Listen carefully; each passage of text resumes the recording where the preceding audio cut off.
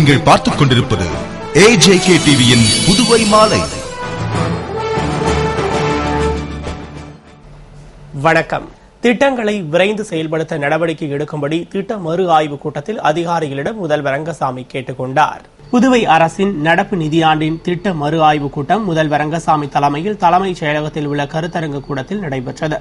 அமைச்சர்கள் ராஜவேலு, பன்னீர்செல்வம், தியாகராஜன், தலைமைச் செயலர் சேட்டன் பி சாங்கி, கலெக்டர் தீபக்குமார், நிதித்துறை செயலர் மூர்த்தி, சுகாதாரத்துறை செயலர் ராகேஷ் சந்திரா, தொழிலாளர் துறை ஆணையர் சீனிவாசன், அரசு துறை இயக்குநர்கள் ரவி பிரகாஷ், வல்லவன், பிரியதர்ஷினி, மலர்கண்ணன், சிவகுமார், உத்தமன், மீனாகுமாரி, அழகிரி உள்பட பலர் கலந்து கொண்ட கூட்டத்தில் நடப்பு நிதியாண்டில் இதுவரை அரசு துறைகளில் செலவிடப்பட்ட தொகை, செயல்படுத்த வேண்டிய முக்கிய திட்டங்கள், துறை வாரியாக செலவு செய்யப்படாமல் உள்ள நிதி உள்ளிட்டவை குறித்து ஆய்வு செய்யப்பட்டது.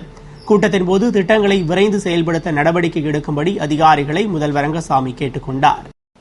புதுவையில் கல்வீடு கட்டுவதற்கான விண்ணப்பம் ஓரிரு நாளில் விநியோகிக்கப்படும் என்று அமைச்சர் ராஜவேலு தெரிவித்துள்ளார். இதுகுறித்து நலத்துறை அமைச்சர் ராஜவேலு செய்தியாளர்களுக்கு அளித்த பேட்டியில், புதுவை தொழிலாளர் நலத்துறையின் கீழ் இயங்கி வரும் நலவாரிய உறுப்பினர்களுக்கு நாளை காலை தொழிலாளர் நலத்துறை அலுவலகத்தில் முதல்வர் ரங்கசாமி 1000 ரூபாய்க்கான பரிசு கூப்பனை வழங்குகிறார்.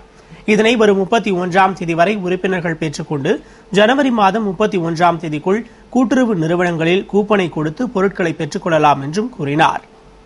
மேலும் வரும் 26ஆம் தேதி சுற்றுலா மேம்பாடு குறித்த மறு ஆய்வு கூட்டத்தை ஆளுநர் கூட்டியுள்ளார். அதில் மத்திய அரசு அறிவித்த 125 கோடி ரூபாய்க்கான சுற்றுலா வளர்ச்சி திட்டங்கள் சமர்ப்பிக்கப்பட உள்ளதாக தெரிவித்தார்.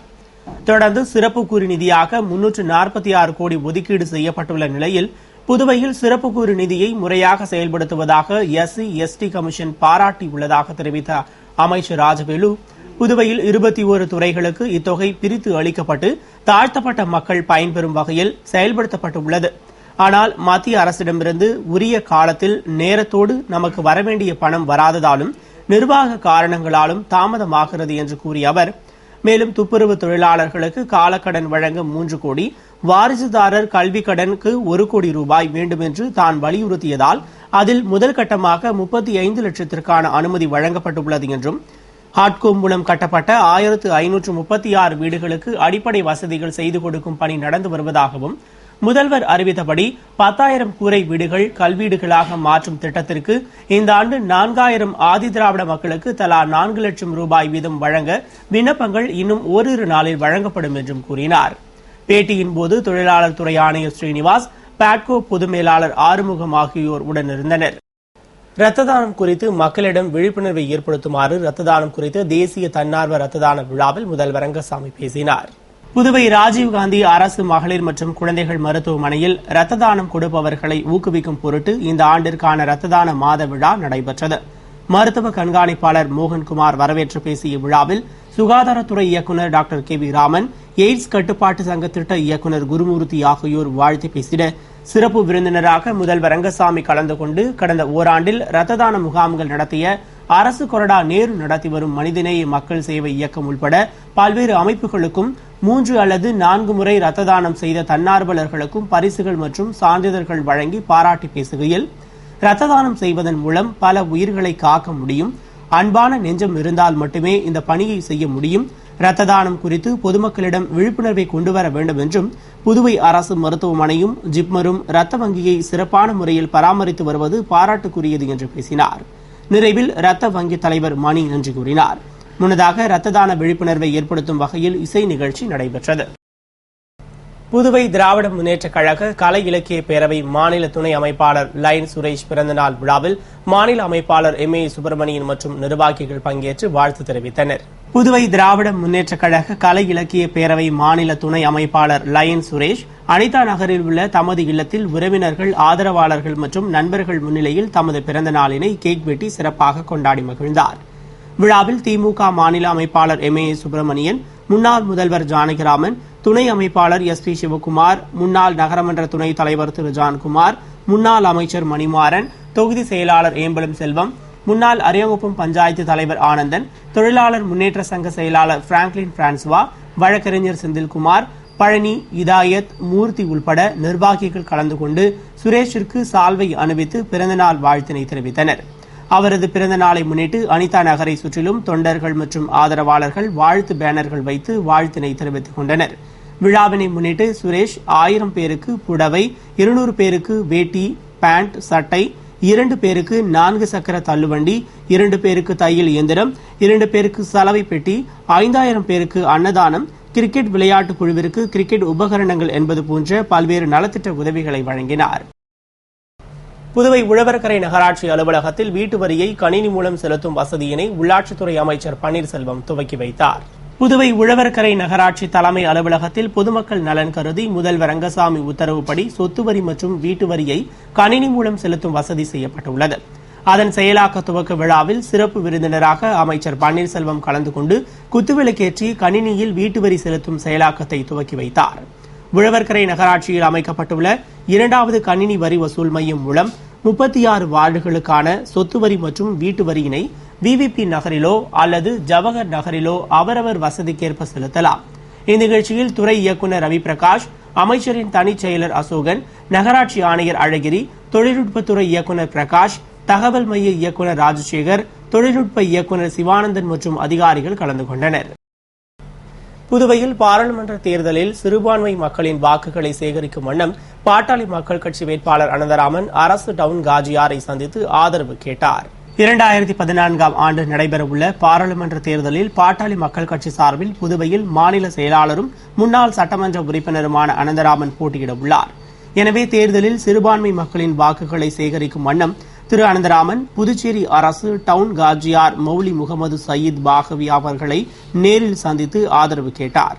அப்போது மாநில ஆலோசகர் ராமகிருஷ்ண கவுண்டர், மாவட்ட செயலாளர் மதியழகன், பொதுச் செயலாளர் ஜெயபாலன், துணை செயலாளர் வடிவேல், முகமது யூனுஸ் மற்றும் கட்சி நிர்வாகிகள் பலர் உடனிருந்தனர். புதுவை சாமிப்பிள்ளை தோட்டம் பகுதியில் எஸ்எஸ்பி ஓம்பீர் சிங் தலைமையில் போலீசார் ரவுடிகளின் வீடுகளில் அதிரடி சோதனை நடத்தினர்.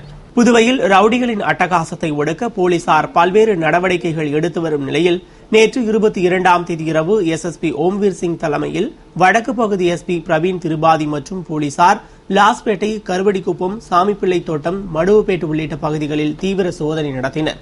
அப்போது ஊருக்குள் நுழைய தடை விதிக்கப்பட்ட ரவுடிகள் ஏதாவது மதுக்கடைகளில் அல்லது தங்கள் வீடுகளில் பதுங்கியுள்ளனரா என்று சோதனை செய்து வீட்டில் உள்ளவர்களிடம் தடையை மீறி ரவுடிகள் ஊருக்குள் நுழைந்தால் கடும் நடவடிக்கை எடுக்கப்படும் என்று எச்சரிக்கை விடுத்தனர். மற்றும் ரவுடிகளின் வீடுகளுக்கு அருகில் உள்ளவர்களிடம் தடை விதிக்கப்பட்ட ரவுடிகள் வந்து செல்கின்றனரா என்று விசாரணை நடத்தினர். மேலும் நகர்ப்பகுதியில் அனுமதி இல்லாமல் வைக்கப்பட்ட கட் அவுட் பேனர்களை அப்புறப்படுத்தும்படி கூறினர். இதனைத் தொடர்ந்து பல்வேறு இடங்களில் வாகன சோதனை நடத்தி உரிய ஆவணங்கள் இல்லாமல் வாகனங்களில் வந்தவர்கள் மீது வழக்கு பதிவு செய்து அபராதம் விதித்தனர். போலீசாரின் இந்த அதிரடி சோதனை ரவுடிகள் மத்தியில் கலக்கத்தை ஏற்படுத்தியுள்ளது.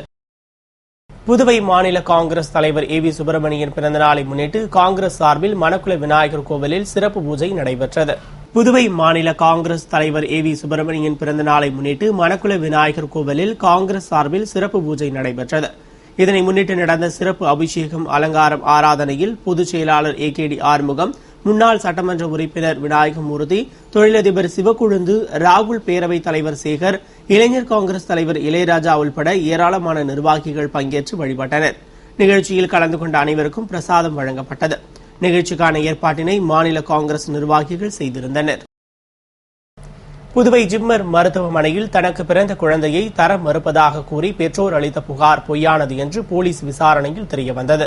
கடலூர் மாவட்டம் பூலாம்பாடி கிராமத்தைச் சேர்ந்த ராதிகா ஜிப்மரில் பிரசவத்திற்காக சேர்ந்த தனக்கு ஆண் குழந்தை பிறந்ததாகவும் அந்த குழந்தையை ஜிப்மர் நிர்வாகம் தர மறுப்பதாகவும் அவரும் குடும்பத்தாரும் பிரச்சினை செய்தனர். இதுகுறித்து ஜிப்மர் மருத்துவ கண்காணிப்பாளர் அம்பரோஸ் மற்றும் இன்ஸ்பெக்டர் நாகராஜ் முன்னிலையில் விசாரணை நடத்தப்பட்டதில் ராதிகா மருத்துவமனையில் அனுமதிக்கப்பட்டதற்கான எவ்வித ஆதாரத்தையும் காண்பிக்கவில்லை.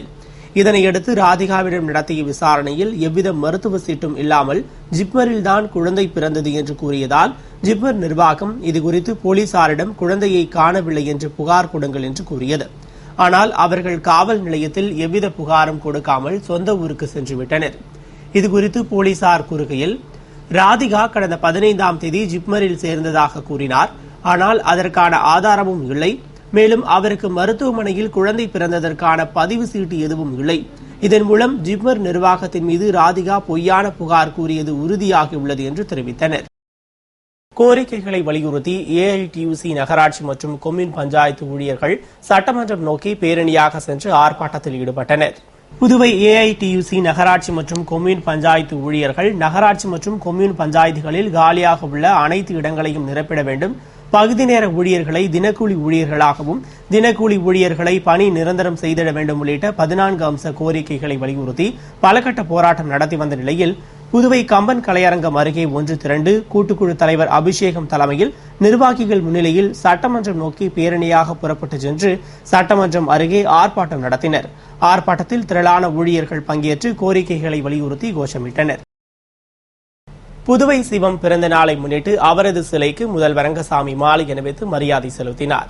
புதுவை அரசின் செய்தி மற்றும் விளம்பரத்துறை சார்பில் கவிஞர் புதுவை சிவத்தின் 106வது பிறந்தநாள் விழா கொண்டாடப்பட்டது. இதனை முன்னிட்டு காமராஜர் சாலை சித்தன்குடி சந்திப்பில் உள்ள அவரது சிலைக்கு முதல்வர் ரங்கசாமி மாலை அணிவித்து மரியாதை செலுத்தினார். தொடர்ந்து அமைச்சர்கள் பன்னீர்செல்வம், தியாகராஜன், அரசு கொறடா நேரு, வாரிய தலைவர் மதி, புதுவை சிவத்தின் மகன் இளங்கோ மற்றும் குடும்பத்தினர் மாலை அணிவித்து மரியாதை செலுத்தினர். புதுவை காலாப்பட்டு மத்திய சிறையில் தொடர்ந்து 6வது நாளாக உண்ணாவிரதம் இருக்கும் கைதிகளை அவர்களது உறவினர்கள் வழக்கறிஞர்களுடன் சென்று பார்த்தனர். புதுவை காலாப்பட்டு மத்திய சிறையில் அடைக்கப்பட்டுள்ள தண்டனை கைதிகள் 45 பேர் கடந்த 17ஆம் தேதி இரவு முதல் உணவு சாப்பிட மறுத்து உண்ணாவிரதம் மேற்கொண்டனர். உண்ணாவிரதம் இருந்த கைதிகளிடம் சிறை கண்காணிப்பாளர் மற்றும் அதிகாரிகள் பேச்சுவார்த்தை நடத்தியும் எவ்வித முன்னேற்றமும் ஏற்படாமல் கைதிகள் தொடர்ந்து 6வது நாளாக உண்ணாவிரதத்தை தொடர்ந்து வருகின்றனர். இதனால் புதுவை மருத்துவக் குழுவினர் மத்திய சிறைக்கு சென்று கைதிகளின் உடல்நலம் குறித்து மருத்துவ பரிசோதனை மேற்கொண்டனர். இந்நிலையில் கைதிகளின் உறவினர்கள் வழக்கறிஞர்களுடன் சென்று கைதிகளை பார்த்து பேசினர் மற்றும் அவர்களது நிலைமை குறித்து அறிந்து கொண்டனர். புதுவை கதிர்காமம் தில்லையடி வள்ளியம்மை அரசு உயர்நிலைப் பள்ளியில் நடந்த அறிவியல் கண்காட்சியினை மாணவர்கள் மற்றும் பெற்றோர்கள் பார்வையிட்டனர். புதுவை கதிர்காமம் தில்லையடி வள்ளியம்மை அரசு உயர்நிலைப் பள்ளியில் அறிவியல் கண்காட்சி கதிர்வேல்சாமி கோவில் அறங்காவல் குழு தலைவர் முத்தையன் தலைமையில் செயலாளர் மாமல்லன் முன்னிலையில் நடைபெற்றது.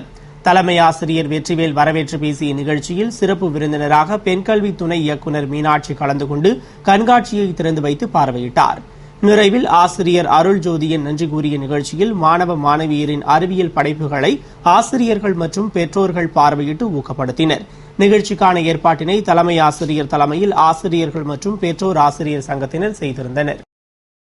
புதுவையில் ராகிங் தடை சட்டத்தை இயற்றிடக் கோரி இந்திய மாணவர் சங்கத்தினர் மற்றும் அனைத்திந்திய ஜனநாயக மாதர் சங்கத்தினர் ஆர்ப்பாட்டத்தில் ஈடுபட்டனர்.